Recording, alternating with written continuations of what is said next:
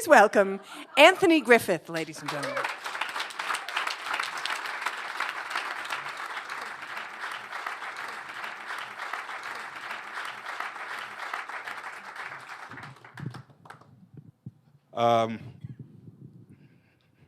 Charles Dickens' classic Tale of Two Cities starts off with the phrase, "It was the best of times, and it was the worst of times."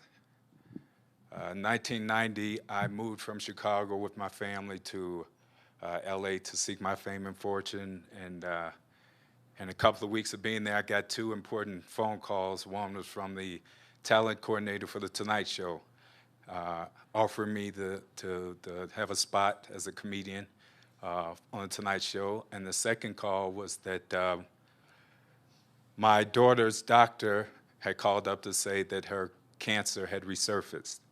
A year prior, she was diagnosed with cancer, and we fought it, and it went into remission, and now it's back. And for that next year, my life was pretty surreal because it's like two different personalities. During the day, in order to keep my daughter at home with me, I would have to learn CPR and how to work a heart monitor and administer medicine, all these technical terms, and take her back and forth, to get her platelets and blood and check up on her. And at night, I would go from club to club with the talent coordinator, and I would work on my set and try to perfect it. And I would meet veterans like George Wallace and Seinfeld and Roseanne.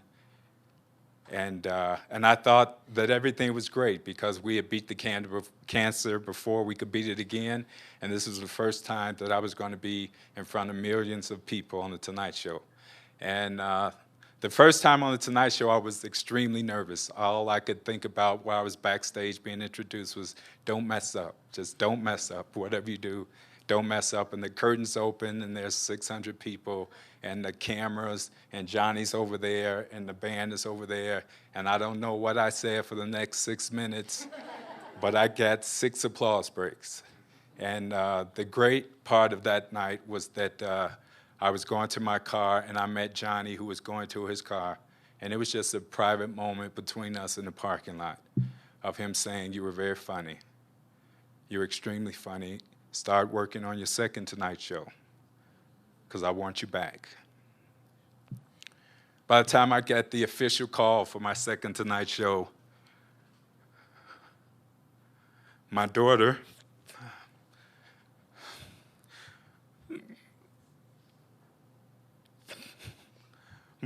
was admitted to the hospital.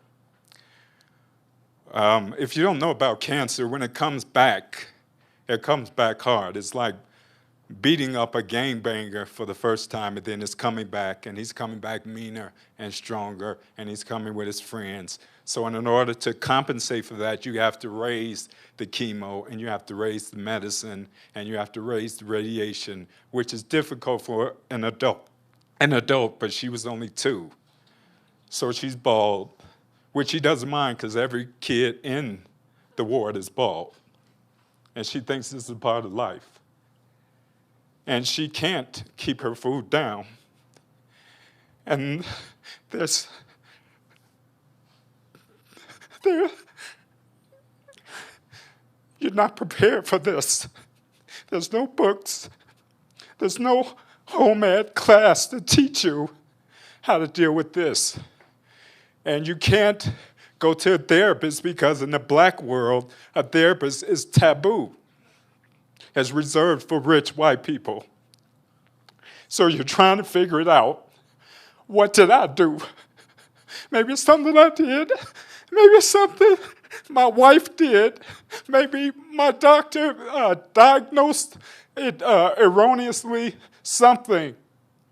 But at night, I still have to be a comic. I have to work on The Tonight Show because that's what I'm going to do. I'm a clown. I'm a clown whose medical bills are raising, who's one step from being evicted, who's one step from getting his car repoed, and I have to come out and make you laugh because no one wants to hear the clown in pain because that's not funny. And my humor is being becoming dark and it's biting.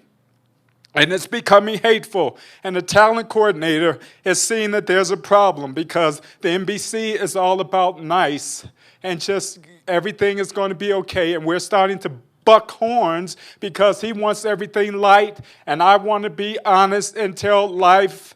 And I'm hurting and I want everybody else to hurt because somebody is to blame for this. So I buck up and I suppress my anger and I form and develop a nice, cute routine for the second Tonight Show. And I get applause breaks and I get asked to come back for a third time. And I'm perfecting my third set.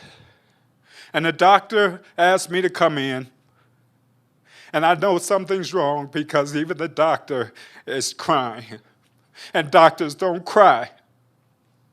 And he said that we've done all we can. There's nothing else for us to do. And I said, how much time does she have? And he said, at the most, 6 minutes.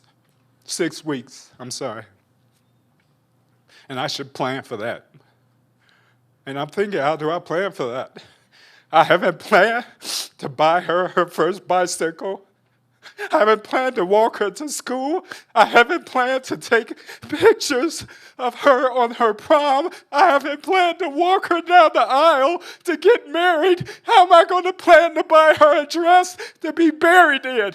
And I'm trying to keep it together because I'm the man and I'm the man of the house and I don't want to cry, but it's coming. And I'm trying to tell myself, Tony, I'm trying to beg the world, just give me a chance. Just give me a chance. Just let me take a breath. Just stop just for a minute. I want to call my parents and tell them, what do I do? I don't know what to do. I'm a grown man and I don't know what to do. And a voice in me comes up like Denzel from Training Day. Man up, nigga! You think you're the only one losing kids today? 25 kids walked in here with cancer, only 5 walking out. This ain't no sitcom. It don't wrap up all nice and tight in 30 minutes. This is life. Welcome to the real world. And he was right. So I bucked up because that's what I'm supposed to do. And on my third Tonight Show, by that time my daughter had died. And I had 6 applause breaks that night. No one knew I was mourning. No one knew that I could care less about the Tonight Show or Johnny Carson. In 1990, I had 3 appearances with the legendary Johnny Carson and a total of 14 applause breaks. And I would have given it all if I could just have one more day sharing a bag of French fries with my daughter.